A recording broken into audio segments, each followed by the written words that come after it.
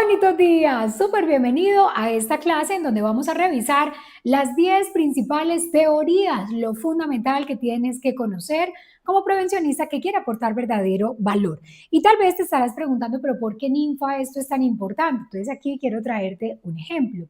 ¿Tú confiarías en que las medicinas, todas las recomendaciones médicas que te está enviando un especialista, son realmente las que tienes que aplicar para sanarte, para curarte, para mejorar su estado de salud, cuando descubres que ese médico solamente trabaja con un tipo de fármaco, además un fármaco que ya está replanteado científicamente sobre la invalidez que produce en los efectos positivos en tu salud? Te aseguro que no. Entonces, igual, ¿cómo un empresario va a confiar en tu buen criterio profesional si hoy en día no sabes cuáles son los fundamentos filosóficos, teóricos, conceptuales, técnicos que están guiando tu práctica profesional para la gestión de los riesgos? Por eso es tan fundamental conocer estas principales teorías. Entonces, me gustaría muchísimo que le hicieras una fotico a la pantalla para que te quedes con este resumen. Sin embargo, también justo debajo de esta mentoría, de este video, te voy a dejar el resumen de estas principales teorías. También decirte que en el libro las puedes profundizar. Vamos a desarrollarlas cada uno. La primera, muy seguramente te la mencionaron en la universidad porque es ampliamente conocida. Es una teoría ya bastante vieja, tiene más de 140 años y es de Henrys, 1931. Y esta teoría básicamente hizo un énfasis profundo en que más del 80% de los accidentes de trabajo eran de acuerdo a los comportamientos inseguros de los trabajadores.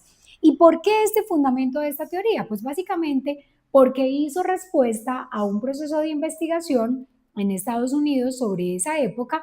Revisaron los siniestros laborales que se habían presentado para la época y encontraron que el 88% de esas investigaciones concluían que los comportamientos inadecuados de los trabajadores habían sido la causa principal de esos accidentes. Sin embargo, cuando analizan hoy, en la modernidad, esas bases de datos que tuvieron en cuenta para ese fundamento científico, lo que se encuentra es que en su mayoría esas investigaciones daban esa conclusión porque para la época, si el siniestro había sido provocado por causas de la empresa, como por ejemplo la negligencia en la implementación de los controles, pues naturalmente la empresa tenía que pagar como ese aseguramiento. Las aseguradoras pues no respondían por actos de negligencia. Entonces, por eso se explica que la mayoría de las investigaciones terminaban con esa conclusión. También porque muchas de esas investigaciones no se realizaban de manera rigurosa, sino como lo que lamentablemente todavía pasa, era solo por cumplir con una formalidad o un requisito de las aseguradoras. Entonces, esta principal teoría, si tú estás fundamentando la gestión de los riesgos en ella, te pido por favor que empieces a replantearla, porque ya la ciencia ha demostrado que, mejor aún, los accidentes de trabajo, los riesgos laborales se presentan por un asunto de multicausalidad, como lo plantean específicamente estas dos teorías, los sistemas sociotécnicos y el modelo de causas múltiples de 1971, que en resumen lo que dicen es, cuando vas a analizar por qué se presenta una emergencia, una crisis, un accidente, un incidente, una enfermedad, tienes que considerar que para que eso pudiese pasar es porque en ese momento intervinieron múltiples causas que no solamente corresponden al comportamiento inseguro por parte del trabajador. Esta otra, la percepción del riesgo, 1987, ¿por qué la tienes que conocer? Hombre, porque es fundamental. Y básicamente lo que nos enseña es que los trabajadores, cuando están habituados a una tarea peligrosa o no, van disminuyendo la percepción del riesgo frente a esa tarea.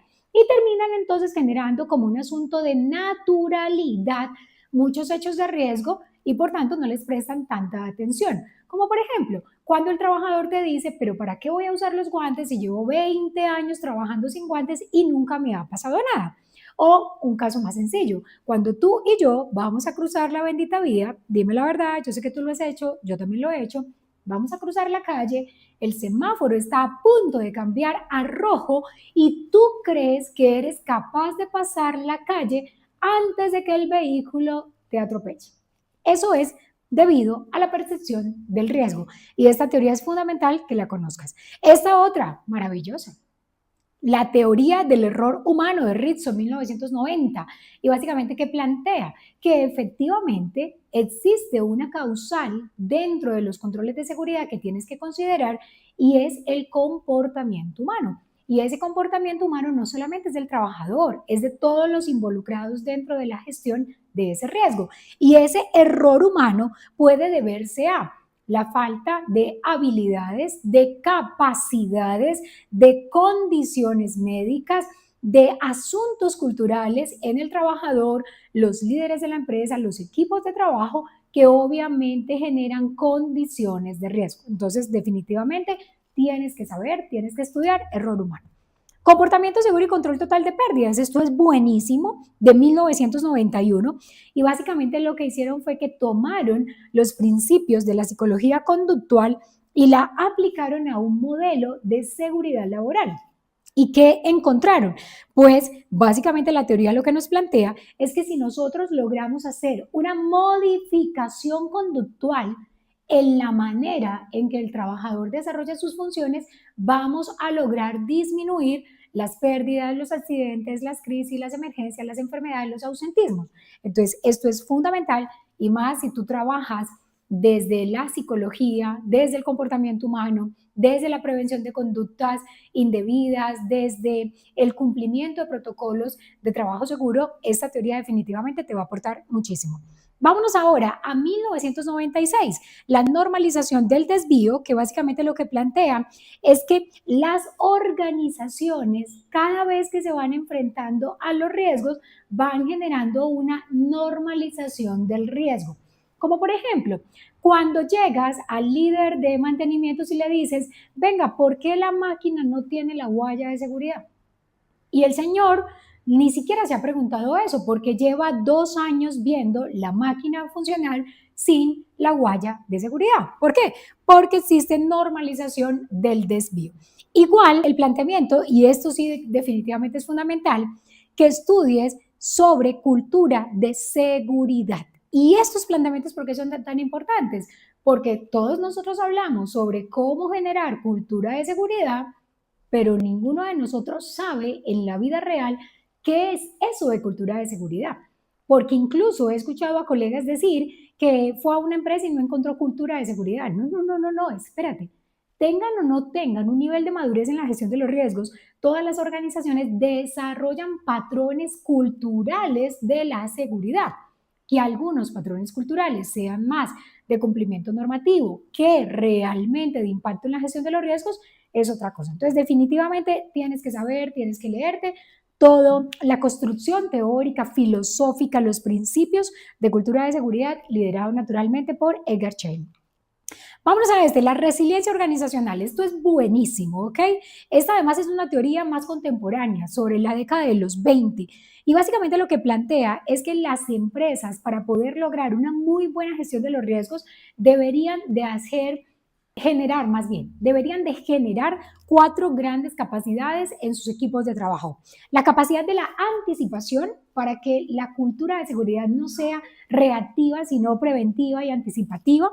La capacidad de aprendizaje, porque el problema ni siquiera es el error, el problema es tropezarse con la misma piedra varias veces. La capacidad de atención para poder estar alertas y anticiparnos a los riesgos y la capacidad de respuesta, que es esa mejora continua. Entonces, definitivamente esta teoría, sí o sí, te la tienes que saber. Ahora bien, estarás diciendo, bueno, Ninfa, y después de conocer todas esas teorías que aplica, pues muy sencillo aplicarlo en el contexto de tu organización. Espero haberte aportado valor, espero que descargues el documento que te dejo aquí abajo y nos vemos en la siguiente mentoría.